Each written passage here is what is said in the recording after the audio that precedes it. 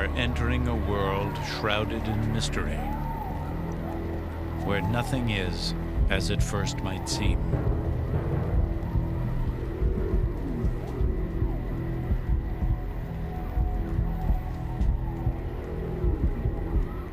It is a sacred world where a game is being played.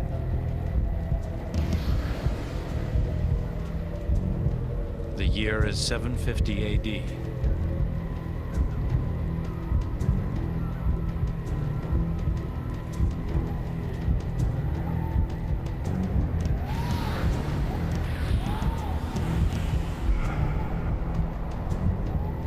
We do not know the rules or how many played.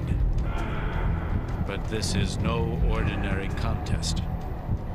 They played this game for their lives.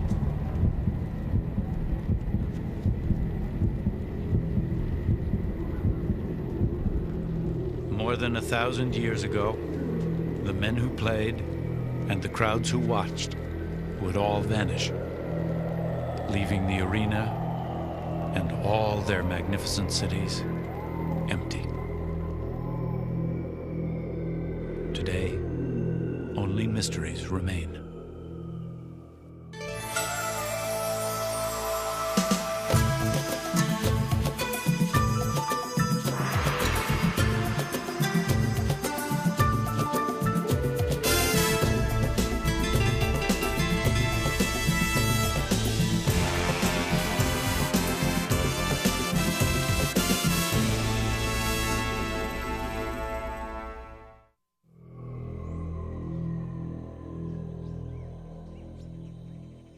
They were called the classic Maya. They built the greatest civilization of the Americas.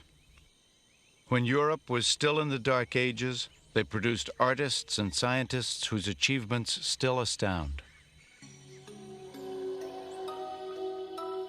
When London was just a town of wood shacks and dirt streets, the Maya were building mighty cities of stone in the heart of the Central American rainforest. This is the greatest of them all, Tikal.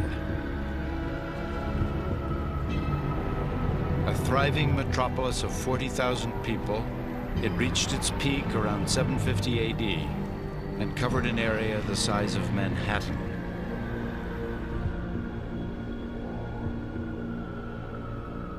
Less than a century later, it stood empty. It's a mystery that touches everyone because we're all existing in civilizations, and we feel the fragility of civilization when we see something like the Maya ruins, when you see how high a civilization can develop and achieve and how dramatically it can disintegrate. It touches each of us.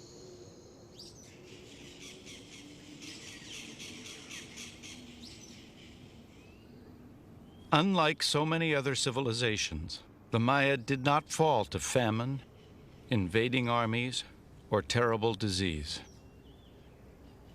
Maya cities were deserted more than destroyed. The Maya who once inhabited these streets just walked away into the forest, never to return.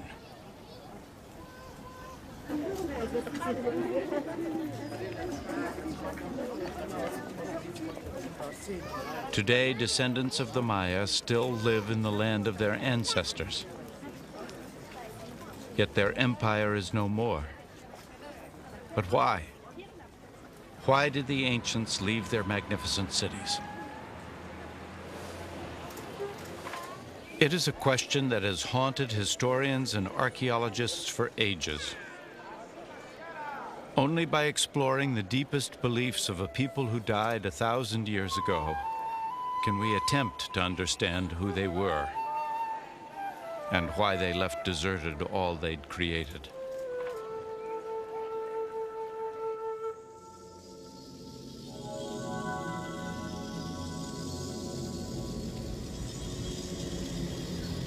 The trail is cold, but clues can still be found. Clues hidden in massive pyramids of stone. Clues written in a hieroglyphic code whose secrets were almost lost forever. Clues contained in ancient tales of mighty kings and dangerous gods, in a world founded in ritual and sustained by bloody sacrifice.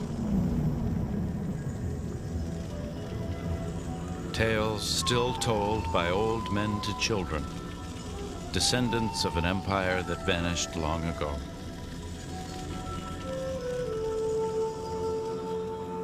The origins of the Maya lie in the forgotten histories of the first immigrants, the Asiatic people who walked across the Bering Sea from Siberia during the last ice age and settled the Americas more than 15,000 years ago.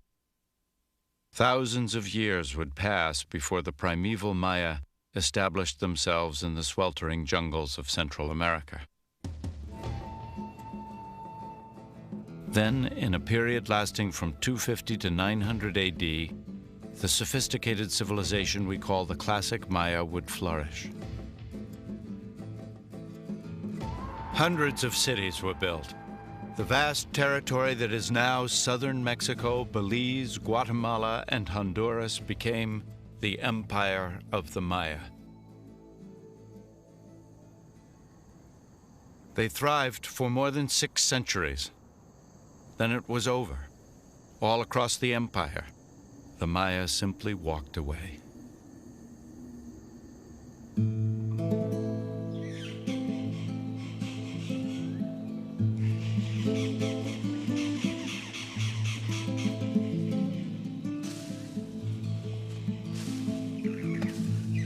For almost 1,000 years, their ruins lay lost and forgotten. It wasn't until the 19th century that the world would rediscover the classic Maya. In 1839, travel writer John Lloyd Stephens and illustrator Frederick Catherwood explored the jungles of Guatemala.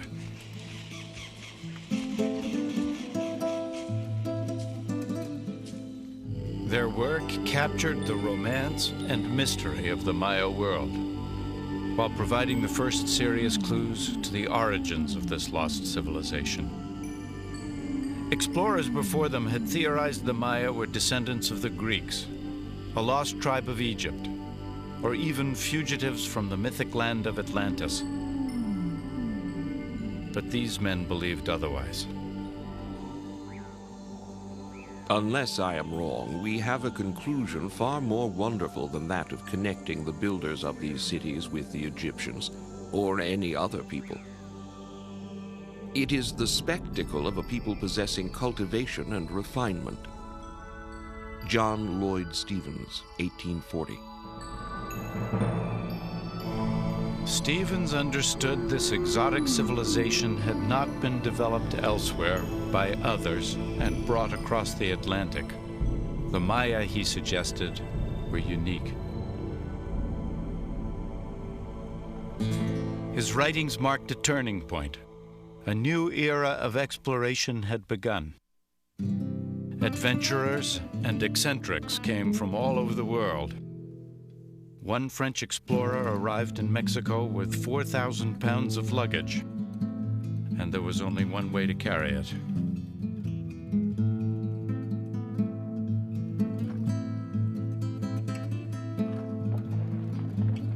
Not even the dense and dangerous rainforest deterred them. More than the promise of buried treasure lured these men into the unexplored reaches of Central America.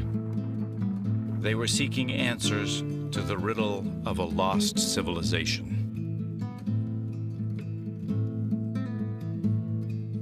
They found treasure in abundance, but an understanding of the ancient Maya proved elusive.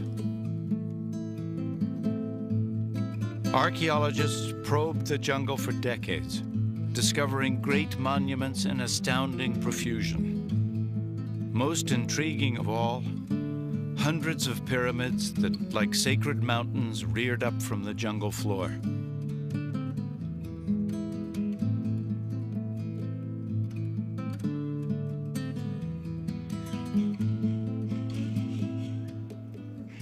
But the purpose of these pyramids remained a mystery. Then in 1957, it would all change.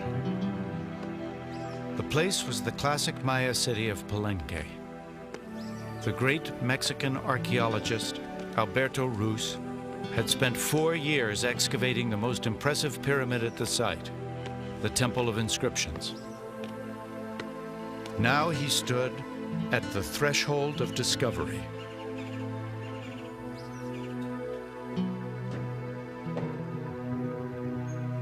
I entered the mysterious chamber with the strange sensation natural for the first one to tread the entrance steps in 1,000 years. I wanted to efface the centuries and hear the vibrations of the last human voices beneath these massive vaults. Across the impenetrable veil of time, I sought the impossible bond between their lives and ours.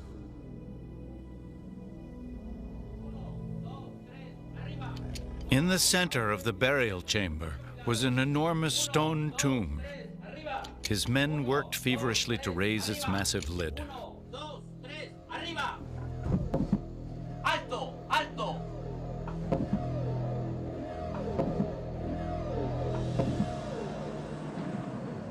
I was gazing at the death face of him for whom all this stupendous work, the crypt, the stairway, the great pyramid with its crowning temple, had been built.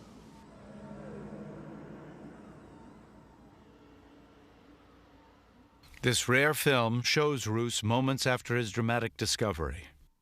But a ruined skeleton and a precious jade mask only raised further questions that nobody, not even Rus, could answer. Who was he?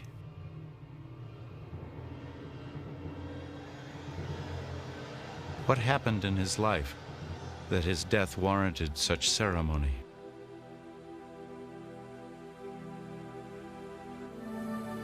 Who was the man behind the jeweled mask?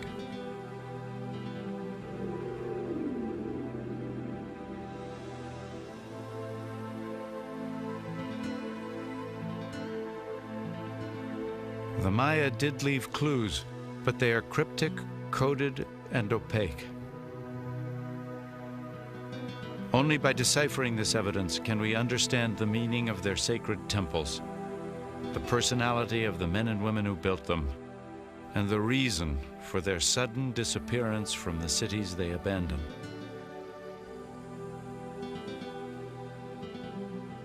A century and a half ago, John Lloyd Stevens predicted that the strange, indecipherable engravings on their monument walls held the key to the mystery of the Maya. He was right, but only now, after one of the greatest code-breaking feats of all time, can the secrets of these silent stones finally be revealed.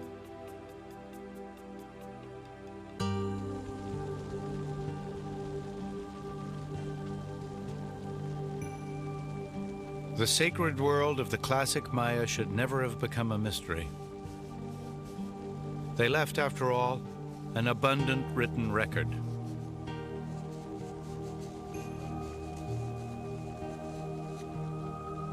An independently invented writing system. Incredibly, one of only 5 produced in the history of the world.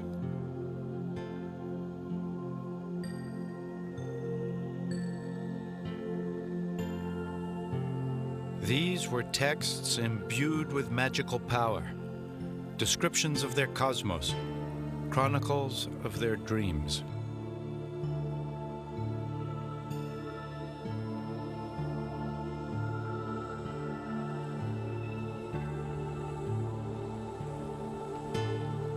Beautiful, fragile documents, they were a truly remarkable achievement. A unique and totally original written language, as momentous as the hieroglyphs of ancient Egypt.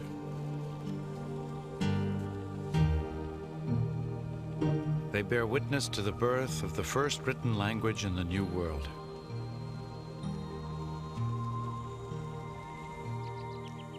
Esta es la letra A, B. The importance of these texts was recognized by the first European invaders centuries ago.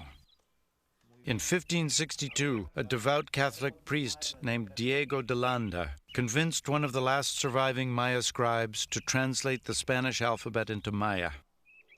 Landa fervently wanted to bring Christianity to the Maya. He felt learning their language was his best hope of reaching the people he yearned to convert.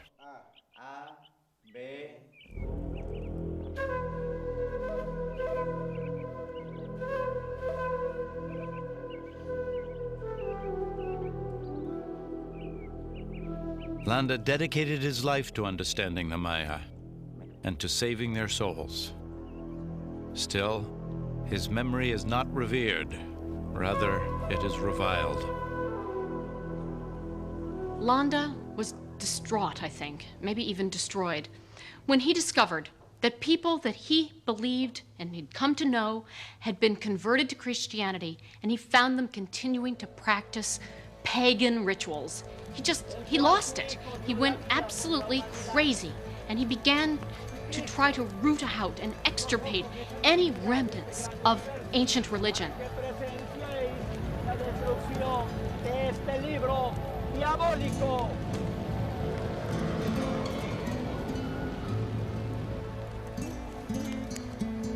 In a single night, this man of God burned hundreds of precious books.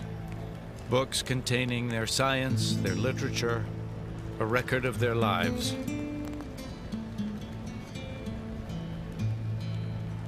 As the Maya looked on, it was as if every copy of their Bible and Constitution had gone up in flames.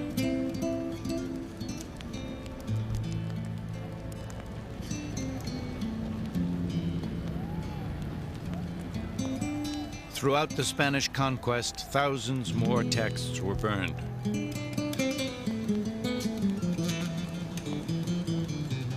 Of the prolific output of Maya scribes, only 4 books escaped the fires to reach the present day.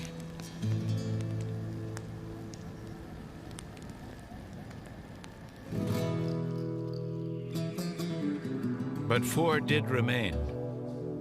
And from this scant evidence would come remarkable insights into ancient Maya culture. At first, only their sophisticated mathematical system was decoded. Maya math was tied closely to a complex system of astronomy. Their detailed observations of the night sky were recorded with astonishing accuracy.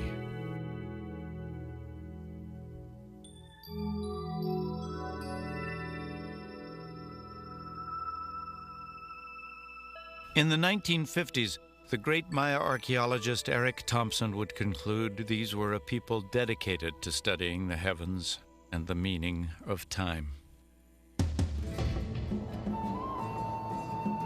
1,000 years before the first computer, they recorded celestial events 1/2 billion years in the past.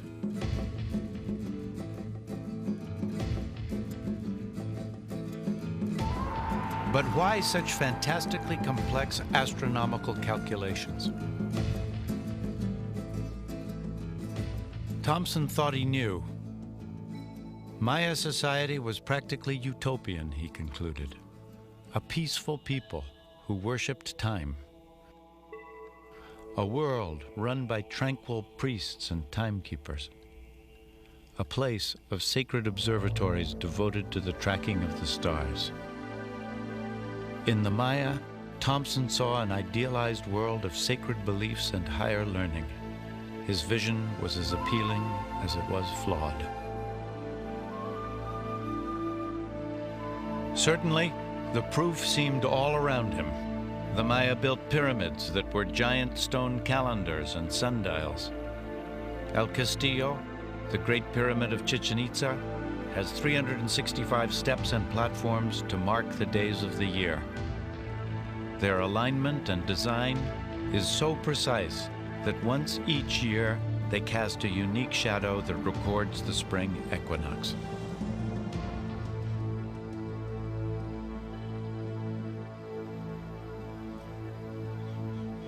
Like the star charts of an astrologer, their codices mapped the positions of the stars and planets for centuries to come. The Maya calendar was unlike any other. These great gears illustrate their concept of time. The hieroglyphs on the larger wheel mark the 365 days of the solar year. Those on the two smaller gears represent the 260 days of the priest's sacred calendar. Together, this Maya time machine identifies the astrological significance of every single day.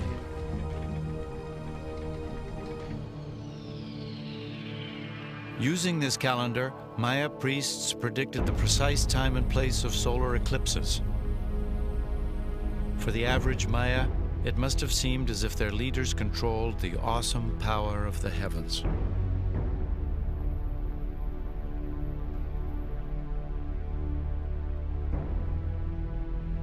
The accuracy of Maya astronomy still astounds. The cycles of the moon were mapped so precisely that today, 1,500 years later, their calculations are off by only 33 seconds.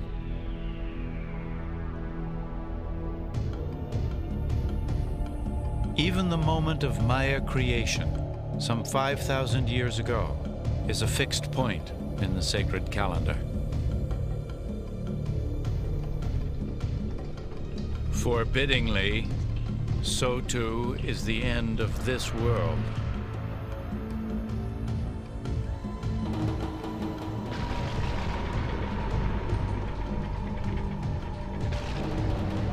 According to the Maya calendar, this cycle of creation will cease to exist at precisely 4 Ahau, 3 Kankin, Sunday, December 23rd, 2012.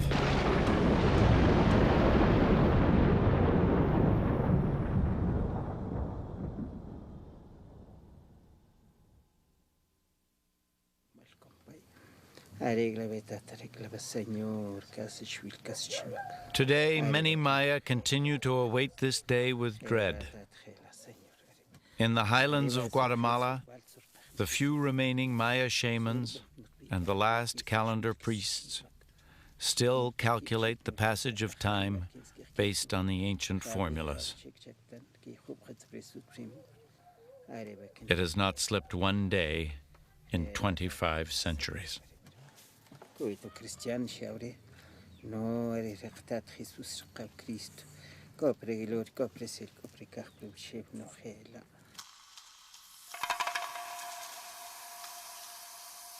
Maya texts revealed the hidden world of their mathematics and astronomy, but other, much more startling revelations were to come.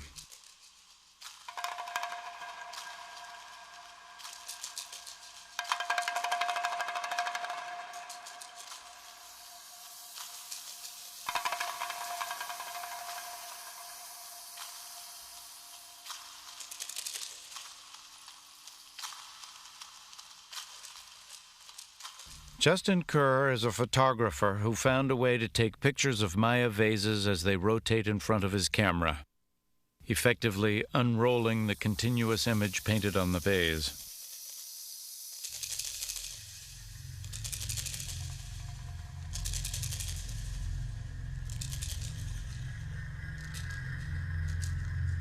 When I put the vase down on the turntable and watch it turning in front of the camera, I hope it talks to me. Sometimes it doesn't. Sometimes the message is so obscure that it's very, very hard to get to. But sometimes it reveals itself.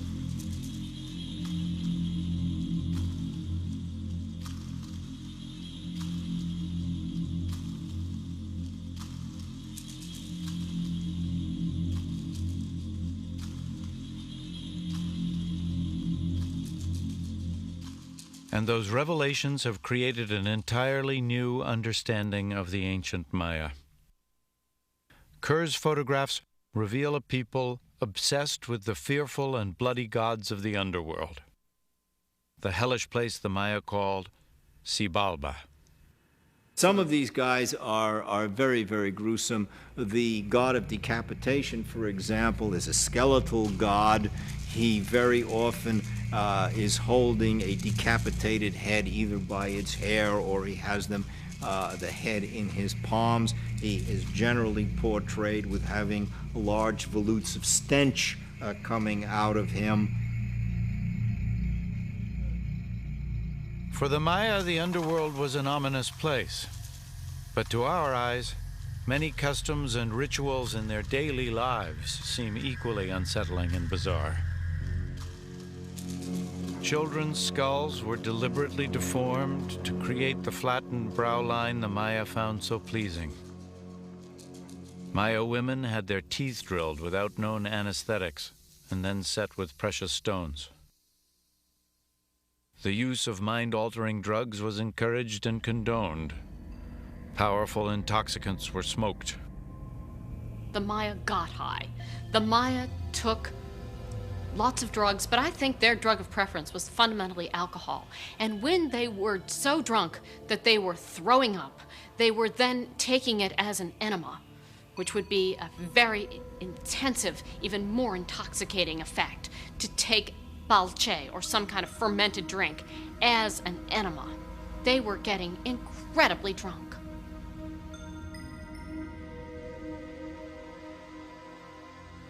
Eric Thompson was aware of such grotesque and bizarre practices, but he refused to let them alter his idealized vision of the Maya. Then American filmmaker Giles Healy ventured into the jungles of Mexico.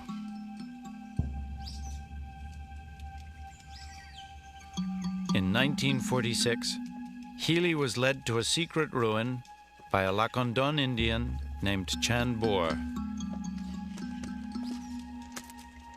There he made a discovery that would expose a savage truth and alter forever the world's utopian vision of the ancient Maya.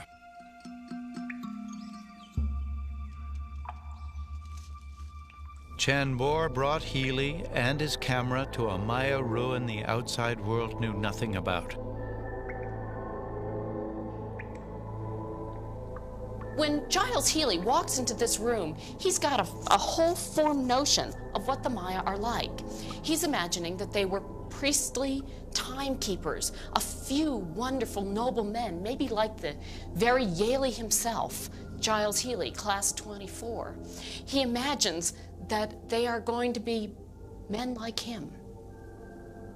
Instead, what Healy found painted on the temple walls was a detailed depiction of the Maya not as peaceful stargazers, but as fierce warriors, devout believers and bloodthirsty deities, devotees of bloodletting and sacrifice. It was a portrait of the Maya that up until that moment seemed unimaginable. I think, in fact, there is probably no more single powerful painting of warfare and of bloodletting in the world than this battle. It's full of sound and trumpets and screaming and guys who are all painted and pumped up. Some of them are already slain, the decapitated head, this other hunk of flesh. And the key point is right over in the corner of the paintings, where this guy is ripping out the fingernails of that particular captive, and his face is collapsing. He seems to be almost burbling something out of his mouth. Maybe it's blood dripping from where they've ripped out a tooth or two. And the rest of these captives seem now sunk right into their laps, their haunches. They look at their fingers. Blood is spurting right out of them. This was an image of the Maya neither Eric Thompson nor the world at large could easily accept. Even these shocking scenes didn't immediately overturn the cherished ideal of the peaceful Maya. It was like a parent overlooking some obvious flaw in a child. When Giles Healy walked into this room, I'm not sure that he knew what to make of it. But when Thompson walked into this room, he didn't see warfare. He saw a nasty little raid. In fact, he even wondered what was going on. The Maya wouldn't rip out fingernails. He thought perhaps there was some pot of red paint over here that people were dipping their hands into. He was that unhappy with it.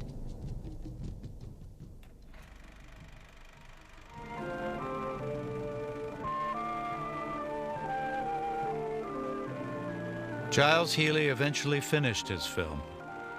He focused on the Lacandon Indians who had been his guides.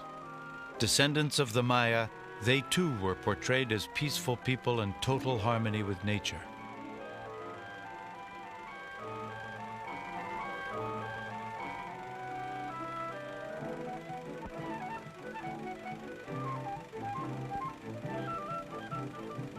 About the eerie scenes of violence, not a word.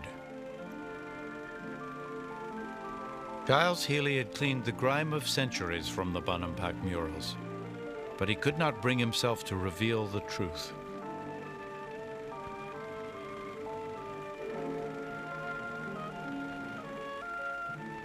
It would take years before Thompson would acknowledge his mistake. But a continent away, another discovery provided a new set of clues. By pure accident, in a most unlikely setting, a new chapter in Maya history would begin.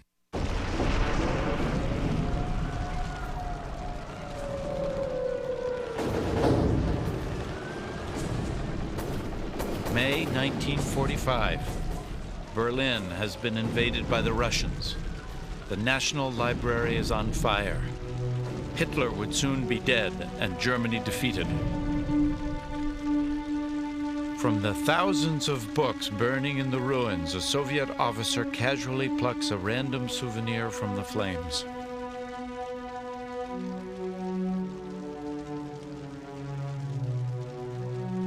His name is Yuri Knorosov. The book, Reproductions of Surviving Maya Codices.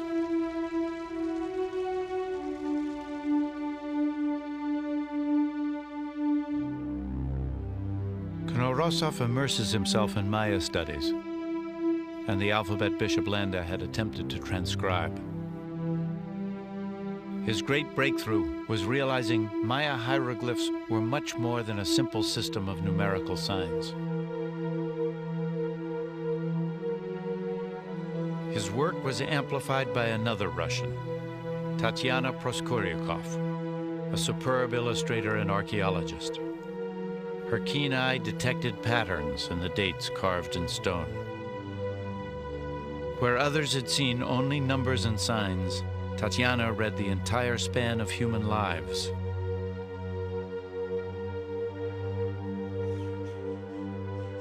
Based on her findings, the code breakers went to work.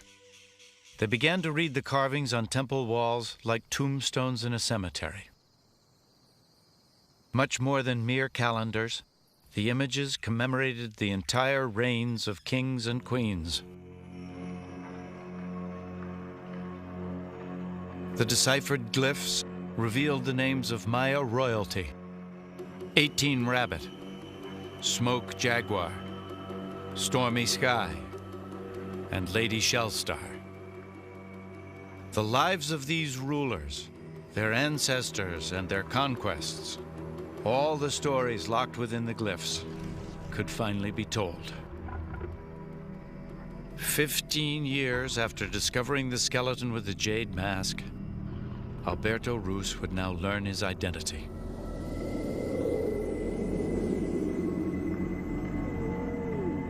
He was Lord Pakal, king of the city-state Palenque. The 10th in a line of rulers that stretched back 3 centuries. He ruled for almost 70 years. Lord Pakal was one of the most powerful kings in the history of the Americas.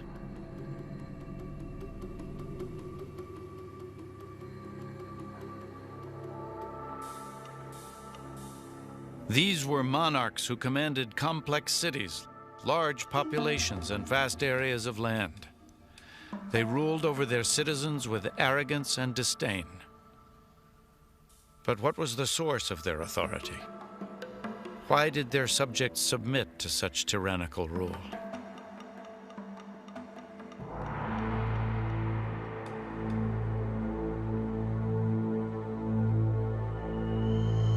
We keep looking for the underlying source of the power of the kings, searching for economic and political and military power on a fairly grand scale.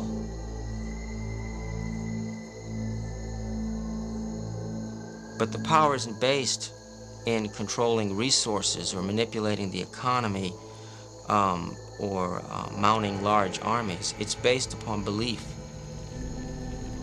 That is the power of the Maya kings, and it was a great one, and it achieved great things.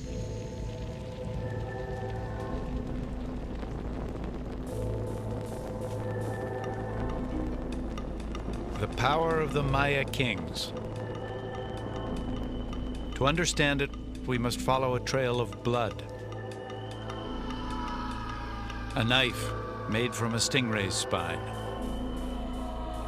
A rope of thorns.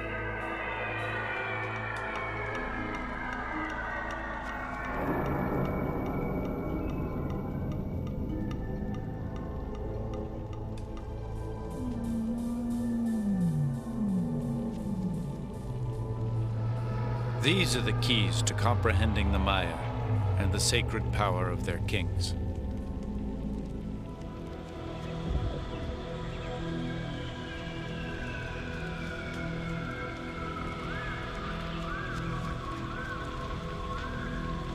Every portal of every Maya temple is a doorway to the underworld.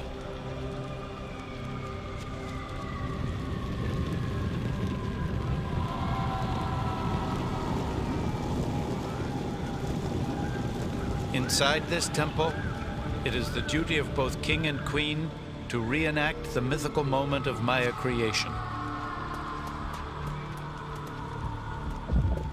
In myth, it was the blood of gods that gave life to man. This was the original act of sacrifice. On earth, the king is as a god.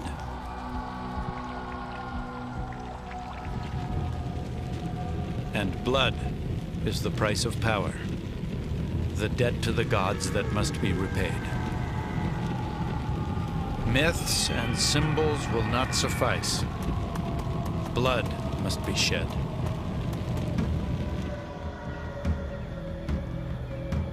And royal blood, drawn from the tongue and from the genitals, from his queen and from himself, forever bound that sacrifice of the gods to the life of man.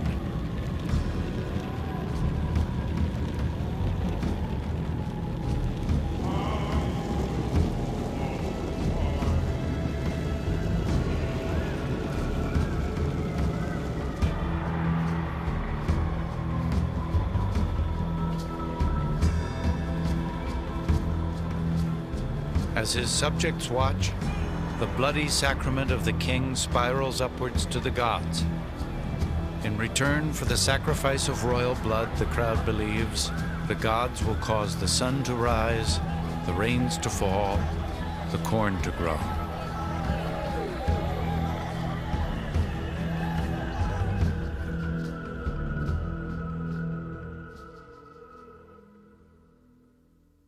For art historian Linda Sheely, these macabre bloodletting rituals provide the final key to understanding the Maya. In the New World, people believe that your soul, the most potent part of you, the part that's indestructible, the part that you will pass on to your grandchildren and to your great-grandchildren, the thing that is eternal resides in your blood. So if you wish to give an offering that is the most precious and powerful thing on earth, you give your blood.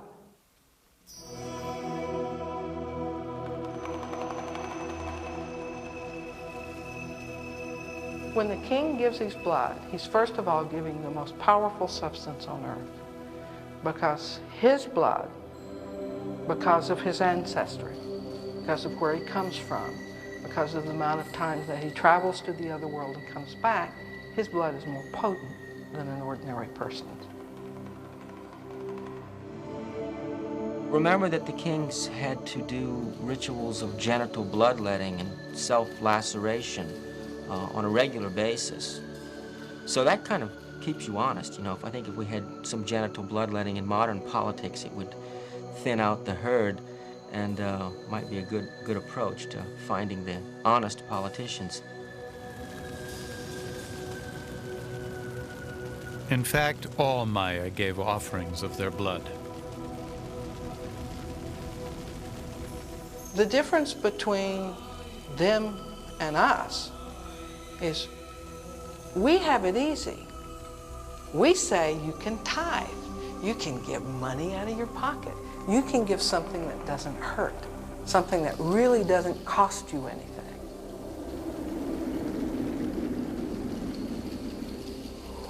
The Maya don't let you make that sort of surrogate sacrifice. You really have to give the blood.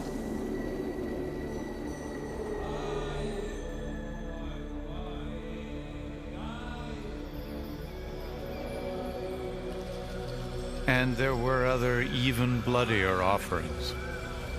Skull racks commemorate war captives sacrificed to ensure the continuity of the Maya world.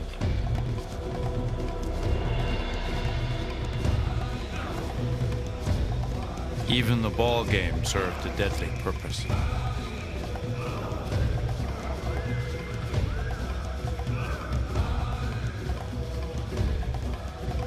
The contest, in fact, is not a game at all. Its losers were sacrificed to the gods.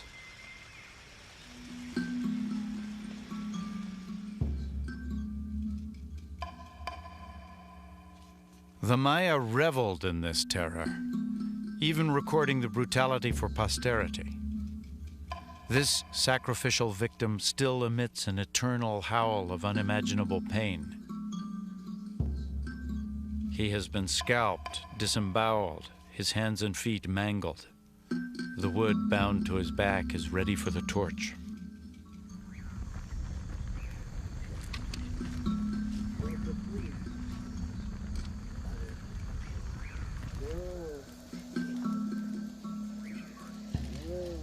Today, Maya shamans still practice blood sacrifice.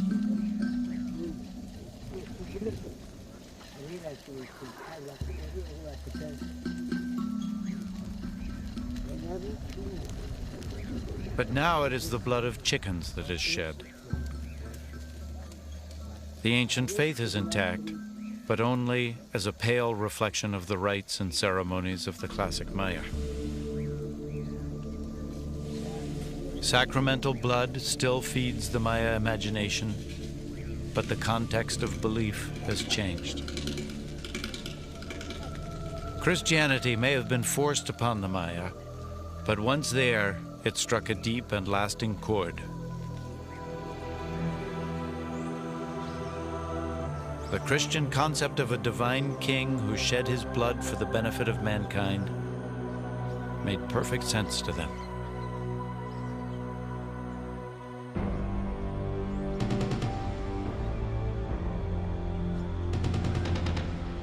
For the ancient Maya, the blood of kings was the mortar that bound all life together. The king's sacrifice ensured the stability of the Maya world, guaranteeing the sanction of the gods and the belief of the people. He stood at the center of the Maya universe. Remove the king, and the whole system comes crashing down.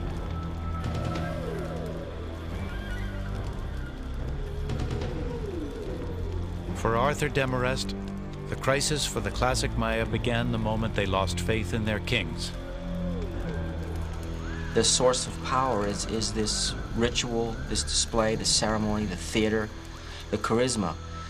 And when real problems occur, when a military defeat occurs, even between centers, it can be devastating in a way that it shouldn't have to be. But the authority is based upon belief in the king.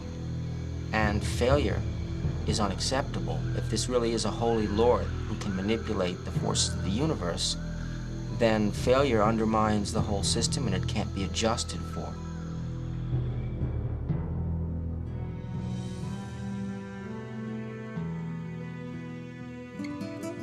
The problems Maya kings faced as their authority eroded were not unique, but their solution was more ritual, more sacrifice, more blood. But it didn't work. And you can genitally bloodlet and you can build temples as high as you want. It isn't going to make the soil thicker. It isn't going to stop erosion. It's not going to prevent invading enemies from winning because they have better weapons or tactics.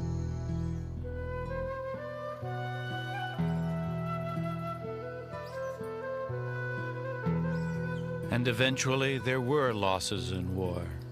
Overpopulation in cities, failures of crops, and ultimately the king was responsible. If the blood of the king held the world together, when that world fell apart, it was the king's blood that had failed them.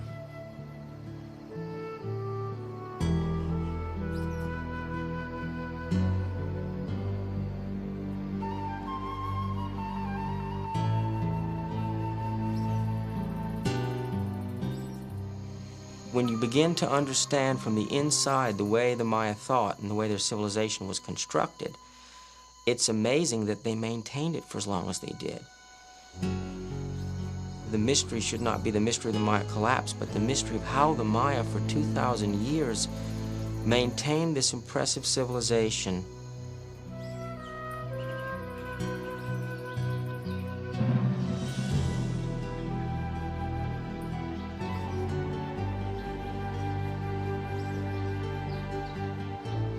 The Maya, they rose stone by stone out of the jungle, self-made and self-contained, unique and wholly original in all the world.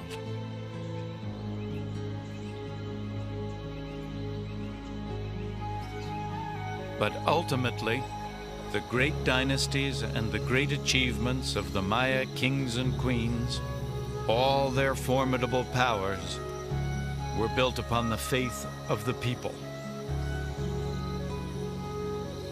And when crops failed or enemies prevailed, the people no longer believed. And when the people lost faith, the rulers lost power.